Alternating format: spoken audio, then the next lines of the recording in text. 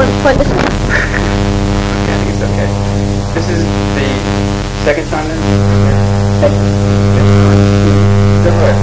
But I mean, you haven't done performances each time, right? I've done, this would be my third or fourth concert. Sure. Definitely my third, if not my third, then my fourth. And word has it that actually among all the record companies you're affiliated with, that Toshiba EMI is putting the greatest strength into your sales. Oh, Toshiba EMI are definitely always have been strong supporters of me ever since the first album. They really, out of all of the international marketplaces, put vast push behind me and have continued to do that. That's why I come here every year. The record companies support me. The concert promoters have always supported me. And it's not just me trying to break a new market. I have lots of people working with me. And it's so far, it's always worked well. They've always given me good coverage and gotten me lots of TV shows and things like that. How is it you became a poster girl for Liquor? Poster girl for Liquor? I mean, in all the ads. I do television and press and a billboard campaign for June. Yeah. Which is a product that I'm affiliated with here. I'll be doing filming another commercial for them this week when I'm here. How is it I did it? It's because they asked me to, and I said yes. Is that right? Do you do that type of thing in other countries as well? So this is the first time that I've done any kind of commercial. This is my first time for it. The new album has sort of a harder edge than the other stuff. Who supervises the music? Me. It's all you, the sound. Well, I don't produce it. Therefore, the production sound, comes from, in this case, Greg Matheson, my producer. But the choice of material is totally mine. Nothing goes on the album like I want to do it. I personally go through every single song sent to me, from kids in the street to freelance writers, from publishing houses, to my record company, to my producer himself, to writer friends that I know. Thousands of them. It takes a year just to find the material for the album. And then once I get down to the final, say, 40 or 50 songs, I then go to my producer with them and I say, these are the ones I'm really interested in. And he gives me his input on what he could do with each song production-wise. And then we eventually come to the 10 that we put on the album. And some of them are songs that he's written, some of them are songs that he has found, and the rest are songs which I have found and brought to him, and he's taken them and rearranged them and put his own production style to it. So it's a collaboration, but when you say supervision and to gather the whole thing together, then it's me. I have to do that. Why the harder sound? Harder is maybe not the right word for it. I'd say more aggressive, yes. More high energy, more dance orientated. Certainly more new wave influenced, more dance rock influenced. This is not a change, this is a progression. If you listen to the first album right through in the sequence to this album, you will hear that it's gradually gone in this direction. And that's because pop music itself has gone in this direction. And I am a pop singer, I don't write my own material. I'm therefore very influenced by the writers around me. The writers are influenced by what they hear. It's a cycle. And music spirals towards where it is now, and who knows where it will be in 5 years. It could be gone to, Venezuelan folk music for all I know, but at the moment it's very much a dance marketplace. If I'm not mistaken, Greg Matheson was sort of I wouldn't say a Svengali, but a very prominent figure in Laura Branigan's success. He co-produced her first album, but he's never worked with her since then. He worked with Jack White on the first album. Why did you tied up with him? Because I respect Greg very much as a musician. He came from being a keyboard player, arranger, to being a producer. I loved his work with Laura. I loved his work with Tony Basil. He had a big hit with Mickey in the States. And when I first met him, I was interested in working with him. We set up a meeting and we talked, and we hit it off right away. A lot of people that you respect musically, personally maybe you don't get on well with, but I personally got on well with Greg, and we related to each other in musical taste. So I felt that when we went into the studio there wouldn't be any conflict of him wanting to do one thing and me wanting to do the other. And we've never had this. 2 albums we've been together. And although we disagree, of course we disagree, when we disagree, we usually resolve it. We never like, oh well, I really insist I do this and I really insist I do that. We always work it out together. It's a good musical partnership and a good personal and professional partnership. Where do you base yourself right now? Los Angeles. And do you find that's a conducive environment? Or do you... Absolutely. It's, as I say, I've done 3 albums in the States out of 5, and 2 of them have been in Ireland. People listen to you, well, the majority of music fans probably have never heard you speak. They just know you from your records, radio, and they wouldn't know you're from Scotland. I dispute that. Most of music fans know that I'm from Scotland. I've done a great many radio interviews, TV interviews, press, and in the early years, this is my 4th year in the business, that fact was made prominently known. Maybe not so much in Japan, maybe some people in Japan. I think all of them know I'm British. Maybe a lot of them don't know I'm Scottish, but in the United States and in Europe and Australia and the rest of the places I've worked, I think most people know I'm from Scotland. You ever just feel like packing up and going back home and just coming out to LA to make the records? Going to Scotland, you mean, or to London? Going back. Well, you were brought up in Scotland, I think. Yeah, I was brought up in Scotland. I moved to London when I was 20. No, never. Never? Never. Why would I? My home is, it sounds a corny thing to say, but my home is on the road. No matter where I live, I'm on the road more than I am in one house. I'm in hotels more than I am in my own living room at home. So travelling is home for me. I really, for 5 years, it's a cliche, but I've been living out of a suitcase, literally. And I'm very comfortable with that. I am looking forward to spending more time in one base. The first half of the year, usually I spend in one place because I'm recording and preparing for the tour. But it's like a 50-50 thing. And now, because I've been in Los Angeles for 2 years recording an album, I've gotten used to calling Los Angeles home. I don't call Scotland home. My family don't live there anymore. Oh, is that right? Where are they located?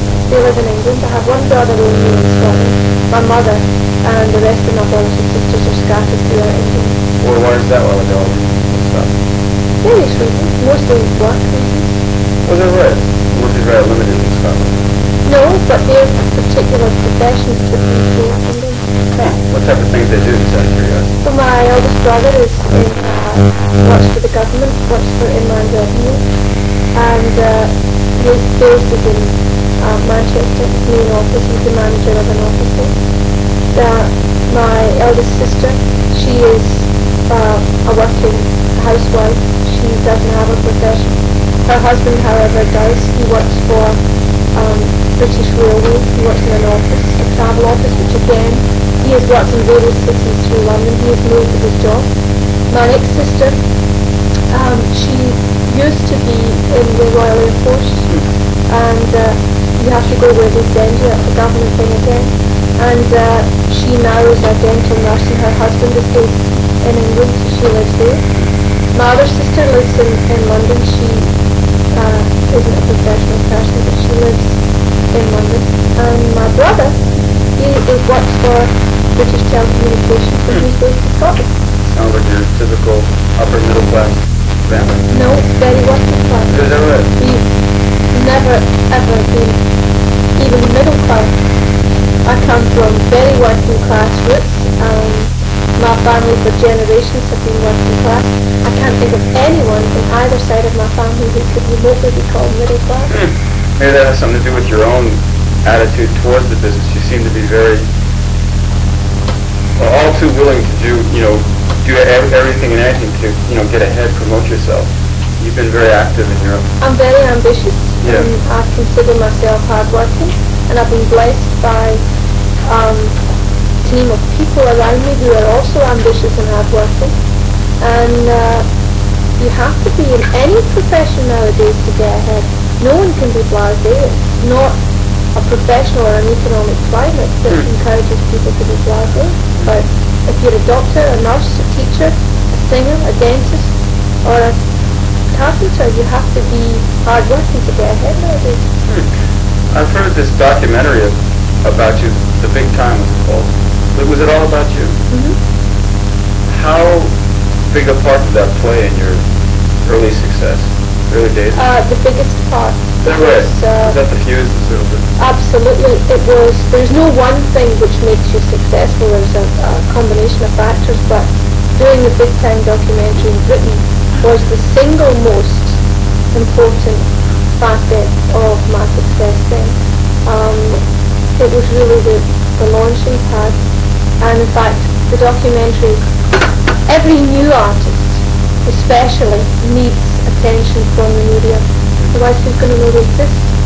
It really is true. It doesn't matter what they say about you as long as you spell your name right when you're a new artist. And to have an hour's documentary on BBC national television, prime time in Britain, devoted to a new singer, is like, you know, a gift from the gods. Every new singer would like that. And the public really took to it and took to me then. And my first two singles were in the top 10 at the same time, about a month after it was shown. So it was very important to me. It's something that, it's not something that's going to happen to anybody, but there are a lot of promising young singers who covered in that way would, of course, you know, gain the attention. Oh yeah, it could have happened to any one of the young singers who were starting at the same time as me. If that documentary had been shown, I can't say it definitely would have done the same thing, but it very probably could have. I was very lucky to have had it. The thing is, I mean, I think a lot of people would just fall flat on their face if you never hear from that person again. What did you do to keep that from happening? How did you maintain the momentum? Well, I didn't sit back on my laurels and say, well, now I've got a TV show, that's it. The main thing for me was longevity. It always has been. And I said no to a lot of propositions put forward to me in the past 4 years that would have made me a lot of money fast. Oh, really? Like what's that? I'm not prepared to discuss it. It's business. But things which would have meant quick money and not good for my long-term career. And I looked towards a long-term career. Things which would have taken me away from being in the studio when it was important to be in the studio. Things which would have taken me away from being on the road when it was important to be on the road. And when you're in the studio, you don't make money. You're in the studio every day, that's it. If the album sells, you make money. Although this is a job where I can and do make a lot of money, it's not the factor which drives me. Otherwise, I wouldn't have gotten into this business. If I'd wanted just to make money, I would sold these cars. Less than 5% of every singer that ever stands up on stage will make it in any financial sense. So money is a bonus, but it's not the thing that drives me. And possibly that's why I've managed to keep my success. And again, I state the fact that no matter how talented or how lucky you might be in your initial break, if you don't have the right people working with you, you can forget it. You don't have the right record company, the right management, the right press people, the right promoters. It really is.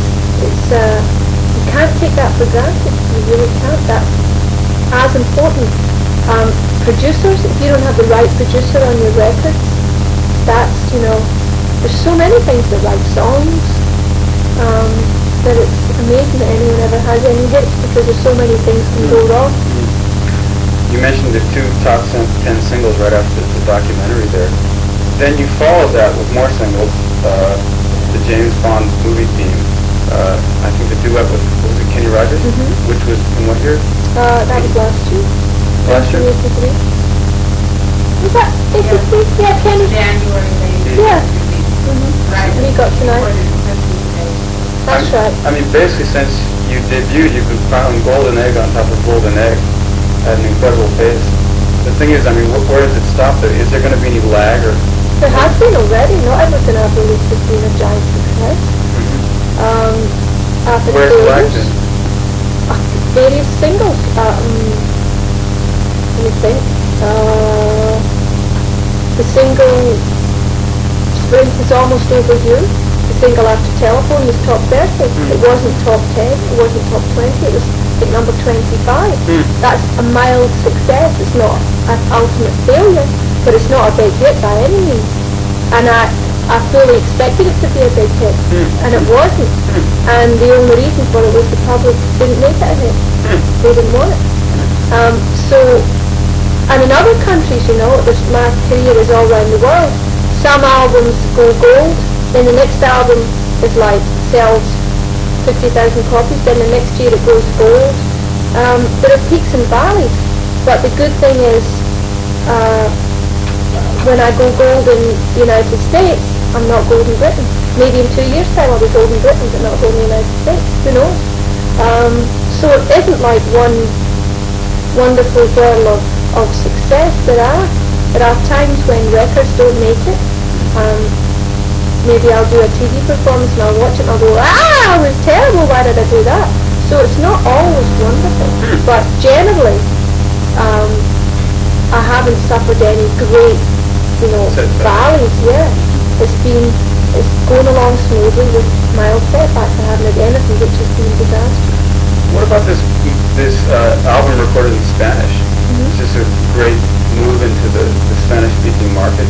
Well, the album has gone gold in about 4 of the South American territories. Yeah. It's almost platinum in Mexico, and it's done very well over here. I think it shipped something like 50-something thousand copies over here. Shipped.